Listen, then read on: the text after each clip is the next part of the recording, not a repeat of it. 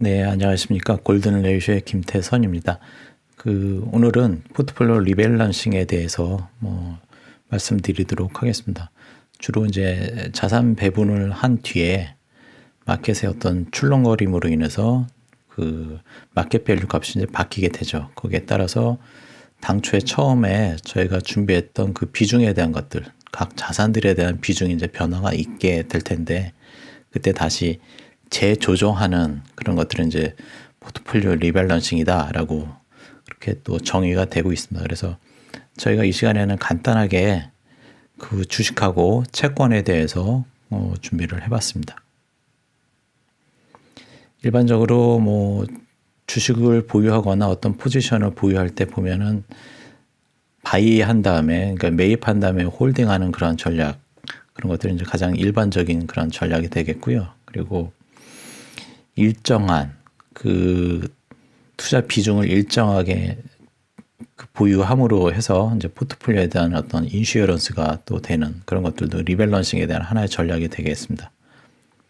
그리고 세 번째로는 계속해서 비슷한 얘기인데 그 비율을 똑같이 해서 50대 50 그렇게 이제 동일한 가중으로 해도 되고요. 그래서 이제 마켓의 상황에 맞춰서 그 비중을 이제 탄력적으로 조정도 가능하고, 그런데 이제 지금같이 일정한 믹스드된 그러한 포지션에 대한 것들은 정적인 그런 것보다도 이제 조금 어떤 비중을 찾아내는 데 있어서 좀 무게중심을 둬야 되지 않을까라고 생각이 됩니다. 그리고 샤프 레이쇼 같은 경우에는 리스크 대비 리턴이 얼마냐. 그래서 이제 1보다 크면 리턴에 대한 값이 더 크기 때문에 그 값을 극대화하는 그 비율을 찾아내는 거거든요. 그래서 샤프 레이쇼는 그 리스크 대비 리턴에 대한 그 비율로 해서 그 값을 제일 크게 하는 그런 비중이 얼마냐라는 것들을 찾아내면 우리가 좀 효율적으로 자산 운영하는 데 있어서 안정적인 수익을 담보할 수 있지 않을까라고 생각이 됩니다. 그 다음에 이제 계속해서 그 재조정에 대한 투자 관점에서 보면 우리가 이제 주의기가 바라봐야 될 변수가 뭐냐라는 거죠. 그래서 개별 자산들에 대한 변동성, 그리고 각각의 어떤 표준 편차에 대한 것들, 그런 것들이 이제 분석이 잘 돼야 될 것 같고요. 그리고 하나의 어떤 포트폴리오나 바스켓 베이스로 이제 가다 보면은 그 자산 간의 상관계수 값들, 그런 것들도 이제 필요로 하죠. 그런 것들도 이제 통계적인 것들이 약간 뒤에서 이제 분석이 돼야 된다라는 걸 말씀드리고 싶고요. 그리고 오늘 이 자료는 웨이트를 저희가 이제 동일 가중으로 해서 50대 50으로 비중을 뒀습니다. 그래서 자산이 딱 두 개죠. 일단은 심플하게 하기 위해서 이렇게 웨이트를 이제 반반씩 두는 그런 그 자산에 대해서 우리가 리밸런싱을 어떻게 해야 되는지 그런 것들을 정리해 봤습니다.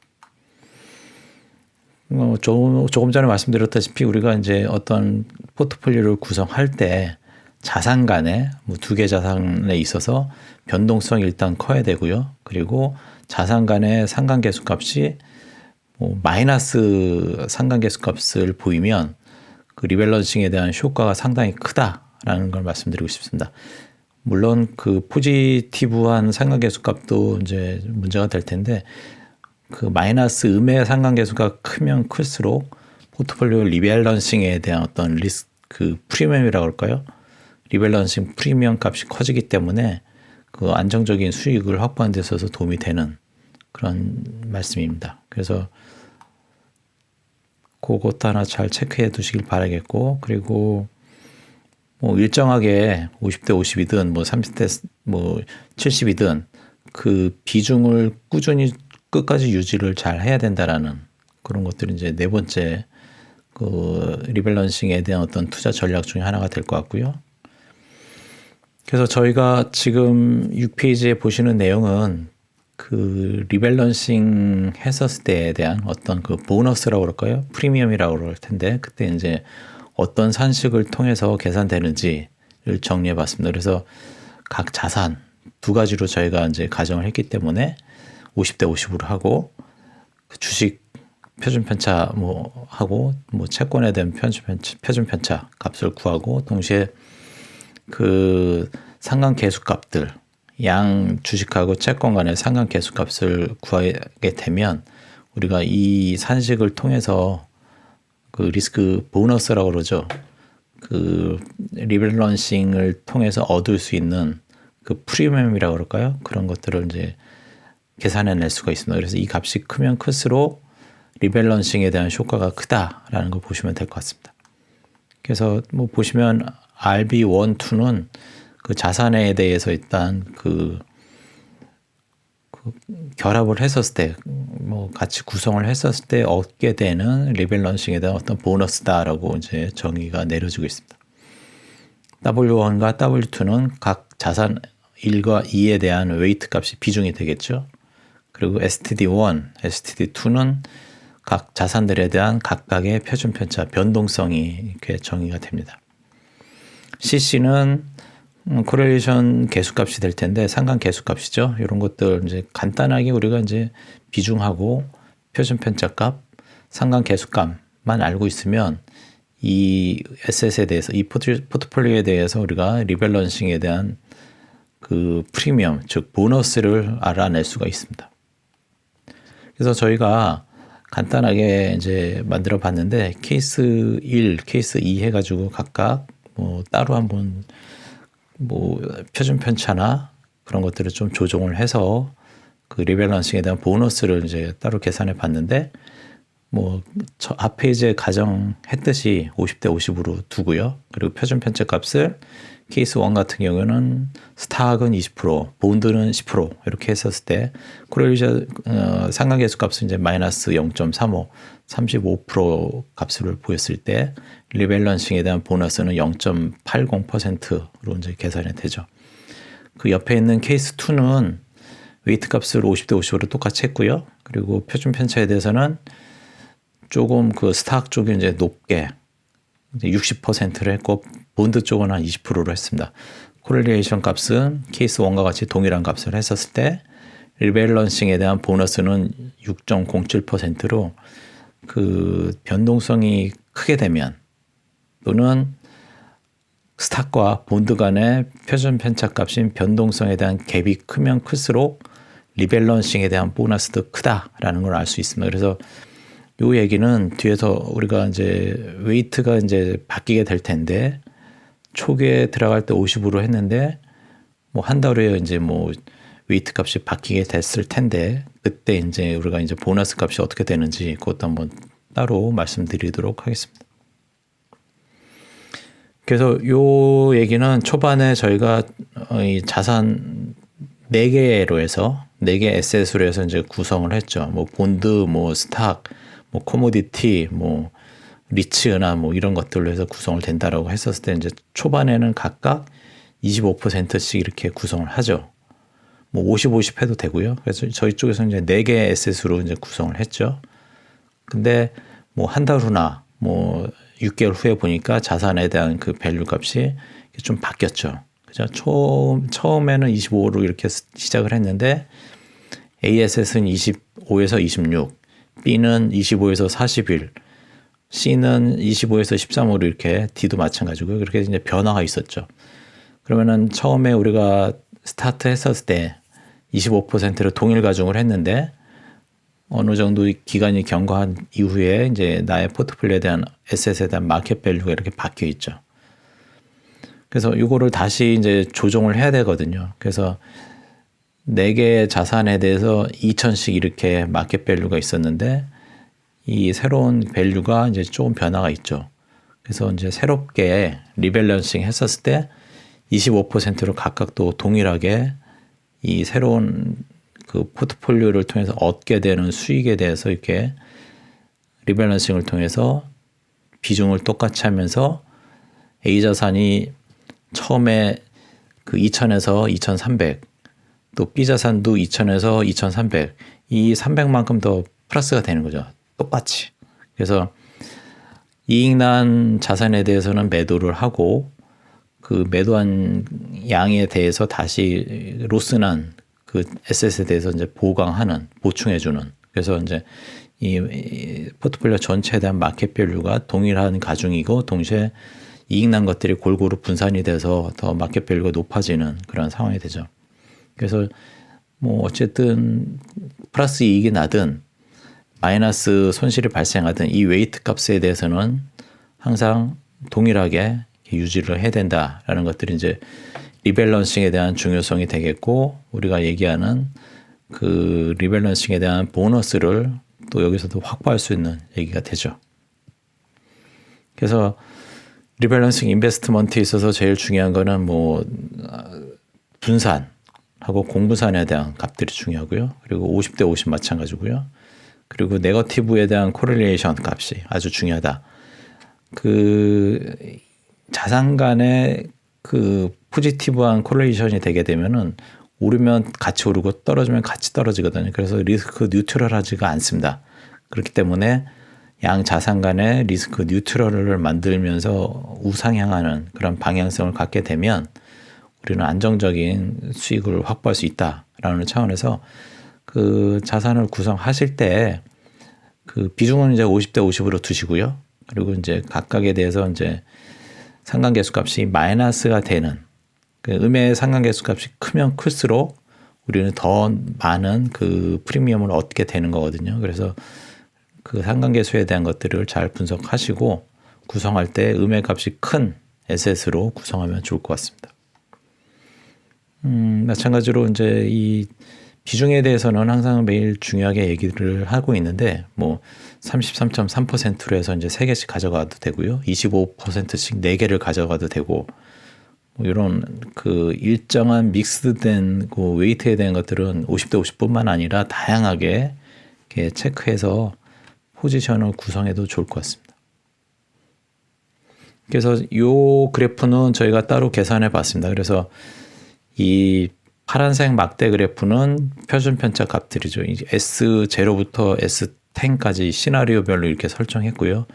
총 뭐 11가지 시나리오에 대해서 첫 번째 시나리오 같은 경우는 S0는 스탁에 대한 표준 편차가 100%고 본드에 대한 표준 편차가 없다라고 가정했고요. 옆에 거는 뭐 계속해서 쭉 해서 10, 20, 30 이렇게 늘어나고요. 이 스탁에 대한 표준 편차는 100에서부터 시작해서 이제 10씩 줄어드는 가정을 했죠. 그리고 양 자산 간의 상관계수 값은 한 0.45 정도, 45%에서 일정하다라고 가정했었을 때 이 각 시나리오별로 그 리밸런싱에 대한 보너스 크기가 어떻게 되냐라는 것들이 이제 노란색 선으로 이렇게 표현이 되어 있습니다. 결론부터 말씀드리면 어쨌든 그 양 자산 간의 표준 편차에 대한 크기가 이렇게 크면 클수록 이 리스크에 대한 그 보너스 같은 경우는 이제 상당히 높게 이제 형성된다라는 걸 알 수 있습니다. 그래서 약 한 12.5%로 해서 이렇게 크게 나타나고요. 그리고 이제 중앙에 있는 것들 이렇게 보시면 S5, S5 같은 경우에 그 시나리오 같은 경우에는 이제 그 스탁에 대한 그 표준 편차하고 본드에 대한 표준 편차 값이 이제 50대 50으로 동일하게 났거든요. 그랬을 때 이제 리스크 리밸런싱에 대한 그런 보너스는 상당히 낮다라는 거죠. 그래서 표준 편차 값이 양 자산에 있어서 그 표준 편차에 대한 레벨이 비슷하면 그렇게 크게 리밸런싱에 대한 그 보너스는 크지가 않다라는 걸 알 수 있습니다. 요거는 이제 저희가 계속해서 말씀드렸던 얘기인데, 그 자산 간의 그 비중이 50대 50에 근사하면 근사할수록 포트폴리오 재조정에 따른 그 보너스는 이제 크다라는 걸 말씀드리겠고요. 그러니까 비중에 있어서 반반으로 하는 게 어떤 리밸런싱에 대한 효과가 클 수 있다라는 걸 알 수가 있겠습니다. 그리고 양 자산 간의 그 표준 편차 변동성이 크면 클수록 그 마찬가지로 리밸런싱에 대한 보너스도 높다라는 걸 알 수 있겠고요. 그리고 어쨌든 그 네거티브 코릴레이션은 그 리스크 보너스에 있어서 어떤 뭐 상당히 개선되는 그런 효과를 얻을 수 있다. 그래서 네거티브 음의 상관계수가 크면 클수록 좋다라는 얘기가 되겠고요. 그리고 이것도 뭐 절대적으로 표준 편차에 대한 각 자산들에 대한 표준 편차 값이 높으면 높을수록 리밸런싱에 대한 그 보너스도 크다라는 거. 그래서 뭐 변동성이 크거나 상관계수 값이 음의 값으로 해서 그 음의 상관계수 값이 크면 클수록 포트폴리오 리밸런싱에 대한 중요성은 상당히 부각될 수 있다라는 얘기가 되겠습니다. 요거는 앞에 이제 그래프하고 비슷하게 저희가 뭐 새롭게 가공을 했는데 시나리오는 이렇게 다시 또 11가지를 했고요. 그리고 리스크 보너스에 대해서 50대 50으로 준 거하고 상관계수 값이 45% 플러스, 그리고 이제 그 옆에 있는 거는 그 오렌지색은 그 50대 50이고 마찬가지로 음의 상관계수 값이 0.45 그렇게 표현됐고, 이 회색은 70대 30으로 뒀습니다. 50대 50이 아니라 비중을 7대 3으로 뒀고 상관계수값 플러스, 그 옆에 노란색 선은 7대 3이고 음의 상관계수값 0.45 했었을 때 이 각각에 대한 그 리밸런싱 보너스에 대한 크기를 이렇게 나타냈습니다. 그래서 제일 좋은 게 비중은 50대 50으로 하고 이 오렌지색 선이 이제 제일 시나리오별로 봤었을 때 높게 레벨대가 형성돼 있죠. 그래서 이 오렌지색 라인이 제일 그 리스크 보너스에 대해서 값이 제일 높게 형성되어 있다라는 걸 알 수 있습니다. 그래서 뭐 비중은 50대 50으로 하고 음의 상관계수 값이 크면 클수록 모든 그 시나리오 국면에 있어서 제일 높게 어떤 리밸런싱에 대한 프리미엄을 얻을 수 있다라는 걸 알 수가 있습니다. 네, 오늘은 그 offset allocation 한 뒤에 일정한 기간이 지나면 나의 그 자산에 대한 마켓 밸류가 변화가 될 텐데 그때 리밸런싱을 해야 되거든요. 그래서 리밸런싱을 언제 하냐, 어떤 그 기준은 분명히 있어야 되거든요. 뭐 나의 전체 마켓 그 포트폴리오에 대한 리턴이 뭐 20% 올랐다, 뭐 50% 올랐다, 그럴 때 하는지, 아니면은 1년 뒤에 봐서 그 수익률 수준에 따라서 내가 다시 포트폴리오에 대한 리밸런싱을 다시 하냐, 즉 offset allocation에 대한 비중을 다시 조정하냐, 그런 얘기를 말씀드렸습니다. 그래서 결론부터 말씀드리면 자산이 2개일 때는 대체로 50대 50으로 비중을 구성하는 게 좋고요. 그리고 변동성이 큰 자산들, 그리고 동시에 양 자산 간의 상관계수 값이 마이너스가 크면 클수록 그 리밸런싱에 대한 보너스는 더 크다라는 걸 말씀드렸습니다. 그래서 내용이 다소 좀 어렵지만 우리가 중국에는 자산 운용하는 데 있어서 리밸런싱에 대한 것들은 늘 해야 되는, 고민을 해야 되는 그런 상황이기 때문에 간략하게 정리해 봤습니다. 예. 이상으로 제가 준비한 거는 다 말씀을 드렸습니다. 고맙습니다.